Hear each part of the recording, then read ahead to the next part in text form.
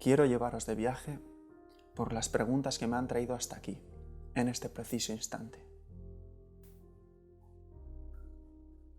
¿Cómo se practica el budismo? Esta religión parece aunar tradición, buena forma física y autoconocimiento. ¿Qué diferencia hay entre el budismo y otras religiones? Jamás entendí el sentido de los ritos y ceremonias católicas, y menos entendía que en una filosofía como la budista existiesen los mismos patrones que en el resto de las religiones. ¿No es acaso el budismo una religión que fomenta el autoconocimiento y el no apego? ¿Por qué un budista hace reverencias a una estatua? ¿Qué relación hay entre todos estos estímulos externos y el camino interior por el cual es conocido el budismo? Antes de hablar de las enseñanzas del Buda, quería entender el budismo como institución, los conceptos más básicos y el sentido que hay detrás de todos ellos. Precisamente nuestro primer invitado es la persona que imparte las clases teóricas sobre budismo en Shaolin Temple Europe. Shi-Heng Song es maestro en budismo y abad del templo, y nos ayudará a conocer un poco mejor los fundamentos básicos del budismo.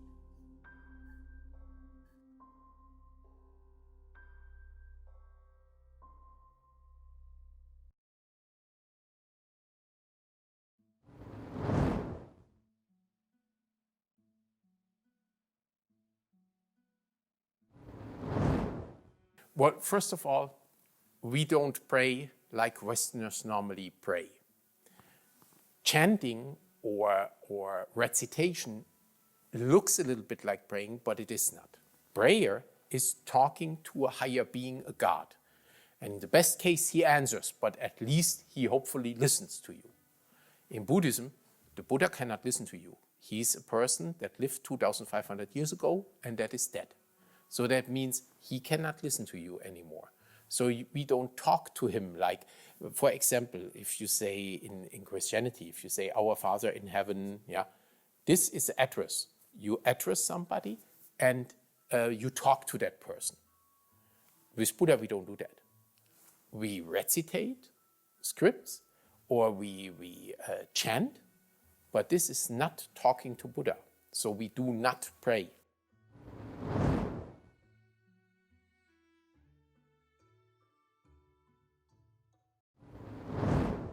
It is very often in Buddhism, the sense of making a ceremony is realizing that the main thing, for example, if we kneel in front of the Buddha, we don't kneel to a statue. We don't kneel to Buddha. We kneel to our own potential of enlightenment. This is the important thing. Yeah? And this means that we kneel to ourselves, to the teacher, to the teaching itself. Yeah? So therefore, it's not praying to a God or worshipping a God. It is worshipping a law. It is worshipping ourselves, that we have the possibility to get enlightened. And it is always a reminder. It is a reminder of what our goals are, where we want to go to. See, very often, even to me as a Buddhist monk and abbot, it happens sometimes that I'm sitting in my office on the telephone, making a telephone call, somebody says something. But then I turn my view and I look at the Buddha statue and I thought, wait, this is not how you want it to be. Correct yourself. And this is the point where those rituals bring us. They are like an island of peace, harmony, and tranquility in our daily life. See, it is a fundament, it is a basis. It can happen outside whatever wants to happen. Every day at the same time, we have ceremony. We do the ceremony. And in that half hour, can happen what wants to happen. We do our ceremony. So that means it is an island of peace and harmony, you can say. Yeah? And this is why we are doing that. So, and by the way, very often rituals can show us something.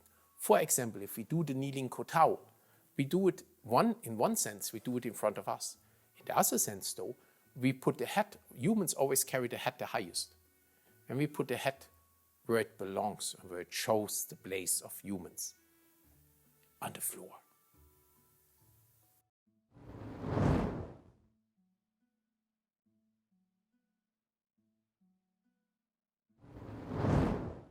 Buddhism has temples because, and this is a very, very interesting fact, I think people need that. People are looking for something like that.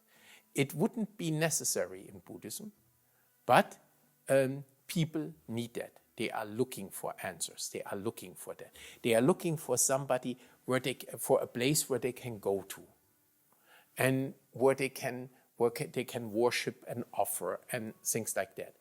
This is nothing what Buddha told them to do. This is nothing what the Buddha recommended from them that they would do that. But people are like that. So, and don't get that confused. One thing is the Buddhist teaching. That's the same like Christianity. One thing is the Christian teaching.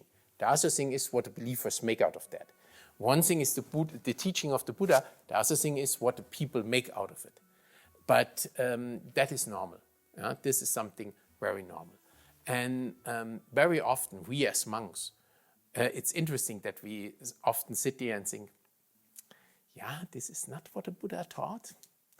But okay, as long as it is okay for them, let them do it.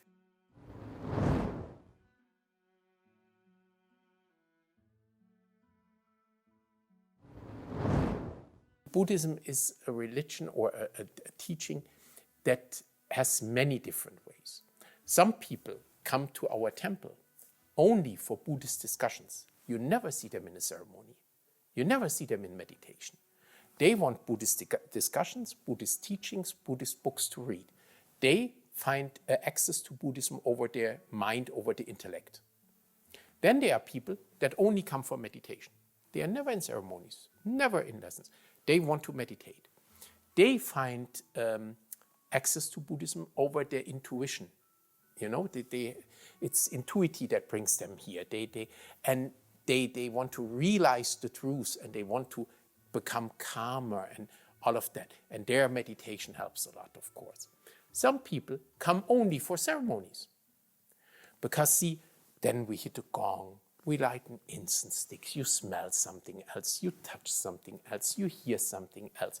This is something for the heart, for the feeling. You see other pictures. So, and this is about your emotions, about your feelings that you have inside of you. And this is the access for them to Buddhism. And some people combine it. They do 2 out of those 3 or all 3 of them or something like that. This is also a way to realize that you find the access to Buddhism over all 3 ways. And in Shaolin especially, you also can find access to it over your health, over your body, with the martial arts, with Qigong, for example. Yeah. It helps healing you. It makes you complete. It makes you to one. And very, very often, people realize something when they do those exercises. They realize in their mind, this is what they mean. This is how it works. Yeah? And this is the point where, I would say, this way we have all ways open. And this is okay. We never would ask somebody that comes to a Dharma talk, for example, where were you in the ceremony? We never do that. Yeah? People can come, take what they want, and can leave again. That's up to them. That's all.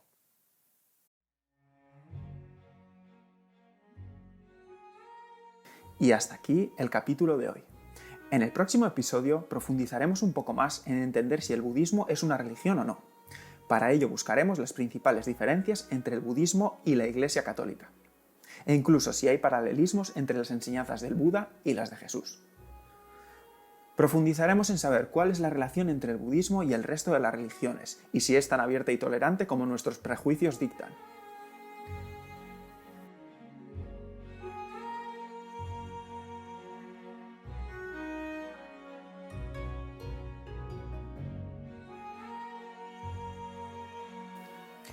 Deja tu opinión en los comentarios y danos un like, que de verdad marca la diferencia, y dale a la campanita para no perderte ningún vídeo. Si quieres colaborar con este proyecto y acceder a material exclusivo, puedes visitarnos en Patreon. Y por supuesto, no olvides las redes sociales y el blog.